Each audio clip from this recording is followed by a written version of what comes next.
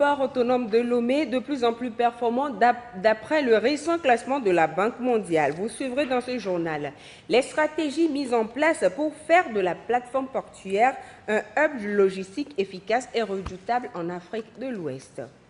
Le secteur privé, moteur de l'économie togolaise, malgré les différentes crises, maintient le cap. La contribution du secteur privé à la croissance économique à suivre dans ce journal. C'était le sommaire. Madame, Monsieur, bonsoir. Heureuse de vous retrouver ce soir pour ce numéro du journal de l'économie. D'après le récent classement de la Banque mondiale des ports les plus performants, le Togo occupe une meilleure place au plan mondial et reste le numéro 1 dans la sous-région ouest-africaine. Quelles sont les stratégies mises en place par le ministère de l'économie maritime pour maintenir le cap? Les réponses dans ce sujet, signé Edem Soussoupo. Le port autonome de Lomé continue d'enregistrer de belles performances. Cela est, il va sans dire, un grand avantage pour l'économie togolaise. Quoique, le récent classement de la Banque mondiale, aux yeux des autorités de l'économie maritime, ne rend pas justice aux performances du port autonome de Lomé. Elle en demande mieux et pour cause. L'on en veut pour preuve deux arguments. D'abord, quand vous prenez le rapport de la Banque mondiale, ce rapport tient compte de la performance des conteneurs au sein des ports. Le temps d'attente à rade, le temps d'attente à quai et la rapidité du déchargement et du chargement des grues. Or, si nous prenons un autre rapport, le rapport de 100 conteneurs portes du magazine maritime britannique Lloyd, on va constater que ce magazine prend en compte la taille des opérations portuaires. Et quand on prend ce rapport classe le port de Lomé à la 94e place mondiale. Vous conviendrez volontiers qu'en prenant le rapport de la Banque mondiale et le rapport de ce magazine, on ne peut pas être trop à l'aise avec ce rapport. Ensuite, le rapport de la Banque mondiale, quand on veut l'analyser, ne tient pas compte des performances du terminal RCT. Le terminal RCT dont la référence est MSI. MSI est une société privée qui n'est pas cotée en bourse. Puisque MSI n'est pas cotée en bourse, elle ne divulgue pas ces informations. Donc si MSI divulguait ces informations comme le font les sociétés cotées, par exemple CMA, CGM, PILS et Maersk, vous allez constater qu'on aura une meilleure performance et un meilleur classement. En réalité, quand vous prenez le terminal RCT, c'est sur ce terminal que le port fait ses plus belles performances. Le port autonome de Lomé reste toujours dans la dynamique d'améliorer son score. Pour le récent classement, plusieurs indicateurs ont facilité son rang de leader confirmé dans la sous-région. Aujourd'hui, plusieurs stratégies sont prévues pour maintenir le cap. On peut retenir essentiellement trois indicateurs. Le premier indicateur, c'est le temps d'attente en rade. On est passé de 40 heures en 2020 à 10 heures en 2023, ce qui vraiment répond aux normes internationales en matière de gestion des ports. Deuxième indicateur, c'est la cadence des navires en mouvement par heure. Aujourd'hui, on est à 40 mouvements par heure, ce qui veut dire que vraiment on est dans les normes en matière de gestion portuaire. Le troisième, c'est le temps d'attente à quai. On est passé de 72 heures en 2020 à 10 heures en 2023. Les consignataires des navires et les professionnels des agréés en douane suivent la cadence. Tous les acteurs de la chaîne logistique du commerce extérieur intervenant donc sur notre plateforme portuaire œuvrent ensemble pour que nous parvenions à ce résultat. Mais en même temps, nous, commissionnaires en douane agréés, nous sommes les premiers à être alertés quand il y a un problème, puisque nous travaillons avec tous les acteurs. Et ceci étant, lorsqu'il y a des difficultés, rapidement, nous saisissons les autorités, nous écrivons des courriers à l'acteur concerné pour dire voilà, il y a tel problème. Et leur réaction rapide également nous permet de pouvoir parvenir à cela. Vers une agressivité commerciale auprès des acteurs de la chaîne logistique. La barre est mise haute au port autonome de Lomé compte tenu de la concurrence des ports voisins. Le chef de l'État intensifie la construction des pistes rurales sur l'ensemble du territoire, ce qui permet de désenclaver les zones rurales et de dynamiser l'économie locale. 3000 km de pistes rurales réalisées en 2023. Les détails avec Carmen Madi Akako. Les efforts soutenus du Togo pour la connectivité rurale et le maillage du territoire portent leurs fruits. Ils facilitent l'accès des agriculteurs au marché et améliorent les conditions de vie des populations. Ces infrastructures renforcent la stratégie de croissance inclusive et durable. 3000 km de pistes rurales ont été réalisées en 2023 selon les pouvoirs publics.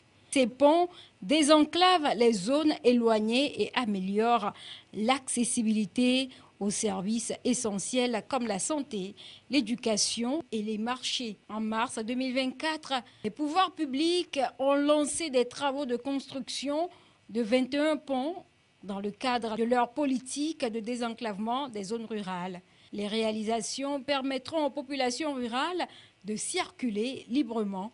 Le projet est mis en œuvre dans les 5 régions économiques du Togo et est financé par la France avec une enveloppe de 65 milliards de francs CFA. Pour cette année 2024, dont le premier semestre est déjà écoulé, l'investissement en faveur des pistes rurales devrait être de 53 milliards de francs CFA, comme prévu dans la loi de finances exercice 2024. Cette enveloppe permet déjà au ministère du désenclavement et des pistes rurales de poursuivre les chantiers déjà entamés et de lancer d'autres importants. À l'horizon 2025, l'exécutif espère construire et réhabiliter des pistes rurales sur une distance de 4000 km. Une partie des 53 milliards sera consacrée à la réalisation de cette ambition. En 2023, ce sont au total 37 milliards de francs CFA qui avaient été accordés au ministère selon la loi de finances rectificative pour développer le réseau des pistes rurales. Malgré les différentes crises, le secteur privé, moteur d'une croissance économique durable et inclusive, contribue à l'essor de l'économie nationale et le développement du pays. De plus en plus résilient et dynamique, le secteur privé entend renforcer le partenariat public-privé pour créer un cadre d'éclosion des entreprises togolaises. Edem Sousoupo. Pour un développement soutenable, le secteur privé est conséquemment sollicité. Il constitue au Togo la principale source de création et d'accumulation de richesses. Ces dernières années, l'activité économique au Togo a été fortement perturbée par des effets combinés de la pandémie de Covid-19, la guerre russo-ukrainienne et les crises énergétiques. Pour maintenir la résilience de l'économie togolaise, plusieurs actions sont menées au niveau du gouvernement pour soutenir les entreprises. Le Conseil national du patronat s'en félicite. Le gouvernement avait anticipé par rapport à la Covid-19. On a eu un cadre de concertation secteur privé et l'État où il y a eu des grandes ordonnances qui ont été prises du côté du gouvernement pour alléger le poids de ces chocs, pour amortir un peu ces chocs à nos sociétés. Parce que les impôts servent aux dépenses, mais il y a une politique fiscale derrière également qui sert à permettre à ce que les entreprises togolaises, qui sont les pourvoyeuses d'emplois, qui créent la richesse, parce que c'est le secteur privé qui est le moteur de l'économie. Donc si le moteur est grippé, ça fait que toute l'économie est grippée. Donc nous avons eu des discussions, parce qu'au niveau du Togo, on a l'unité de politique fiscale. Nous avons eu de longues discussions avec l'unité de politique fiscale pour que au niveau des impôts, il y ait un fort allègement. Et un accompagnement également financier au niveau des banques avec les fonds de garantie que l'État a mis en place pour pouvoir aider ce secteur. Pour un mieux-être, une bonne santé économique des entreprises, une récente enquête est lancée par le CNP Togo. Cette enquête, c'est un état des lieux. Il y a eu des crises. On doit savoir à un moment donné qu'est-ce que ont les entreprises comme problème. Nous sommes un organe de revendication, de défense des intérêts. Même pour aller défendre les intérêts, il faut savoir quels sont les problèmes. Donc, c'est pour ça que nous avons demandé à ce que les chefs d'entreprise qui sont opérationnels, que chacun puisse faire remonter à partir de sa base professionnelle ou à titre individuel les problèmes qu'ils rencontrent. Comme ça, nous sommes un vaste creuset pour essayer de filtrer et dire au gouvernement, voici les problèmes que les entreprises ont, quelles sont les solutions que vous pouvez leur apporter. Nous n'inventons pas le fil à couper le beurre, hein. C'est comme ça que ça se passe et peut-être que, bon, aujourd'hui, c'est après la crise énergétique, on a voulu faire un état des lieux pour voir quelle est la situation des entreprises togolaises, pour pouvoir en parler avec le gouvernement et voir les moyens ou les facilités qu'on pourrait demander à ce que l'État apporte. Le développement de l'e-commerce est fortement encouragé et les opérateurs économiques sont convaincus qu'une guerre sans merci contre la fraude et la corruption peut efficacement aider à l'émergence du secteur privé et par ricochet de l'économie nationale. Nous sommes plus dans cette optique d'accompagner l'État, surtout l'OTR qui est la porte d'entrée des mobilisations des recettes pour l'État, avec une plateforme, d'accord, qui est spécialisée dans la gestion des transports de tout ce qui est commerce à l'international, commerce extérieur plutôt, et permettre également à l'État de faire des analyses de risques sur tout ce qui arrive chez nous. Donc nous renforçons au jour le jour cette plateforme technologique-là pour permettre à l'État d'avoir plus d'informations sur tout ce que nous avons comme cargaison, voire même les personnes qui les manipulent, avoir plus d'informations, que ce soit sur le plan des douanes comme des impôts.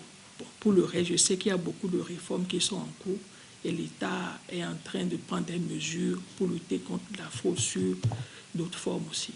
Malgré une conjoncture internationale peu enviable, l'économie togolaise a enregistré une croissance qui se situerait à 6,4% en 2023 et devrait s'accélérer à moyen terme, passer de 6,6% à 6,8% entre 2024 et 2025. De plus en plus, des jeunes excellent dans divers domaines, notamment la transformation des produits agroalimentaires. C'est le cas de Clémence Group qui transforme le souchet en farine et liqueur. Notre rubrique Le temps de l'entrepreneur de ce soir vous fait découvrir les spécialités de Clémence et c'est avec Edwige Atakwa-Bassabi et Marie-Thérèse Nabedi. Clémence a mis en place cette unité de transformation il y a 7 ans. Ici, la jeune entrepreneur transforme le souchet en farine, liqueur, crème et bien d'autres produits qu'elle met essentiellement sur les marchés nationaux. J'ai commencé à entreprendre dans la transformation du souchet parce que d'abord le souchet, moi-même j'aime le souchet, mais j'ai remarqué d'abord qu'en mangeant le souchet cru comme ça, des fois ça te donne la toux et tout. Et aussi, ma maman prenait le souchet pour faire des liqueurs pour nous à la maison. Donc c'est grâce à elle que j'ai compris que je peux vraiment transformer le souchet en fait des liqueurs et puis faire de la farine.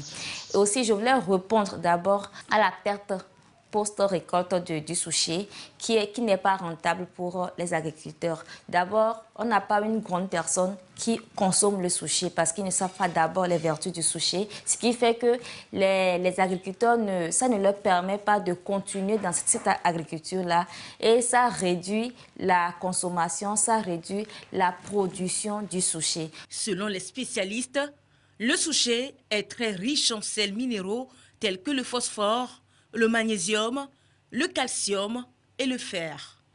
Facile à digérer, ses bienfaits pour la santé sont multiples. Il faut faire comprendre aux consommateurs que c'est très bien de consommer le souché parce que c'est riche en sels minéraux, en protéines et également très riche en fibres. Au début, j'ai commencé avec 2 personnels.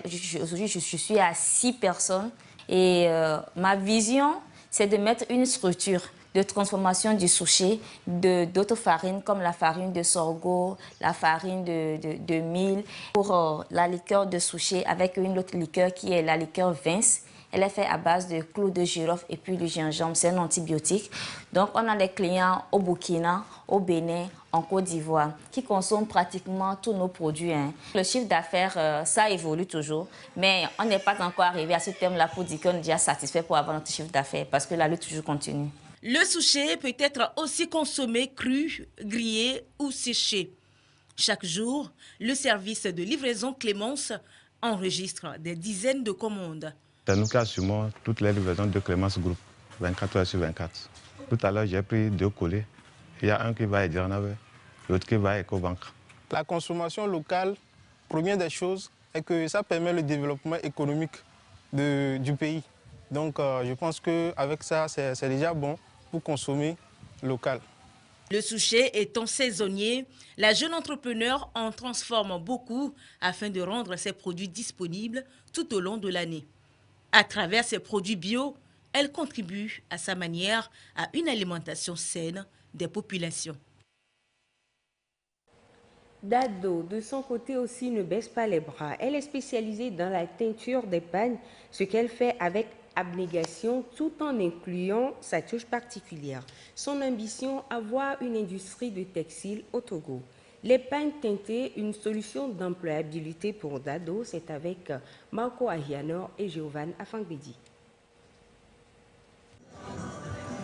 Dado n'a pas seulement trouvé une passion dans l'art, elle en a fait son destin. À travers la magie des pagnes batiques, elle a su sublimer son talent et créer des œuvres qui racontent des histoires aussi belles que profondes. Ce sont des pagnes batiques et on les fabrique nous-mêmes à la maison, c'est-à-dire c'est un produit artisanal.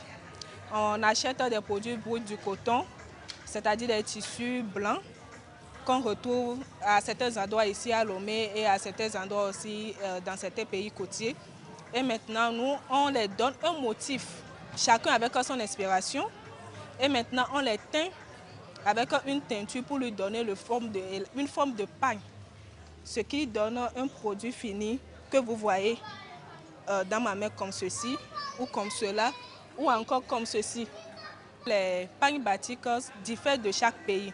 Maintenant, ce que moi je fais, c'est un mixte de chez nous ici et de certaines expériences que j'ai eues aussi à voir dans les pays côtiers. Je ne me lève pas juste pour fabriquer des pagnes. Tu portes une histoire. Par exemple, ce pagne, ça a été fabriqué suite à l'inspiration que j'ai eue d'un événement douloureux qui s'est passé à Togoville. Ce sont des chefs de là-bas, entre-temps, qui ont désobéi à la forêt sacrée et la forêt sacrée les a punis pour que d'autres personnes venant sur le trône ne commettent plus ce même péché. Alors je me suis inspirée de cette histoire pour fabriquer ce pagne. Aujourd'hui, entrepreneur, audacieuse et maître de son propre atelier, Dado se voue corps et âme à son métier avec une ambition sans limite. Industrialiser sa production pour atteindre de nouveaux sommets. Cette vision audacieuse lui promeut des revenus plus conséquents et une reconnaissance méritée. J'ai commencé avec des foires comme ceci pour pouvoir montrer à ma communauté que j'ai aujourd'hui ce que je sais faire. J'ai un projet très intéressant pour pouvoir révolutionner le textile ici au Togo. Parce que quand vous allez au marché, presque tous les pagnes, ce sont des pagnes d'ailleurs. Mais pourquoi nous-mêmes, nous ne pouvons pas mettre en place une industrie ici pour pouvoir fabriquer les pagnes de chez nous? Mais son génie ne s'arrête pas aux pagnes. Dado est aussi une virtuose de la décoration et de l'art plastique, enrichissant son univers créatif de multiples facettes. Je suis aussi dans le batik décoratif qui concerne la décoration intérieure. Par rapport à ce tableau, je l'ai fait moi-même avec des pagnes batik. À part ça, vous pouvez voir des sandales faits aussi en pagne, toujours des tableaux, des masses. La foire Made in Togo s'impose comme le rendez-vous incontournable des créateurs. Pour Dado, c'est une opportunité en or de faire découvrir ses trésors au grand public et d'inviter les Togolais à plonger dans l'univers captivant de ses créations. À présent, cette information. Le Togo réalise un nouveau succès sur le marché financier régional.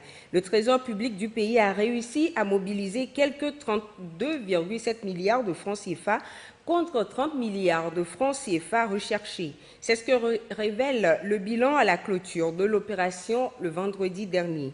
Ce nouveau succès a permis au Togo de totaliser à ce jour près de 531 milliards de francs CFA d'emprunts sur le marché financier sur un total de 607 milliards de francs CFA à mobiliser cette année.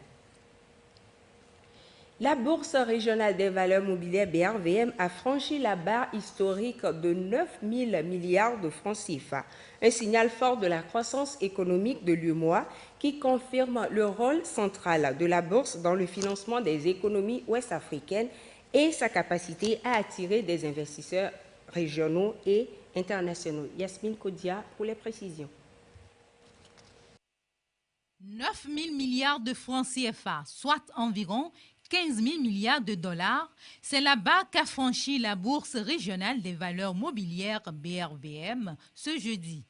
Cette performance inédite couronne une décennie de croissance continue et témoigne aussi de la vitalité du marché financier régional de l'Union économique et monétaire ouest-africaine UEMOA.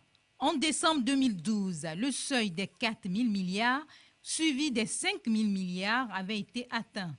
En mai 2013, 6 000 milliards en janvier 2014, 7 000 milliards en juillet 2015 et enfin 8 000 milliards en septembre 2023. Plusieurs facteurs expliquent cette bonne performance. La bonne santé financière des sociétés cotées, notamment les secteurs bancaires et des télécommunications, a joué un rôle clé dans l'atteinte de ces performances. De plus, les réformes réglementaires majeures entreprises sur le marché ont contribué à renforcer la confiance des investisseurs.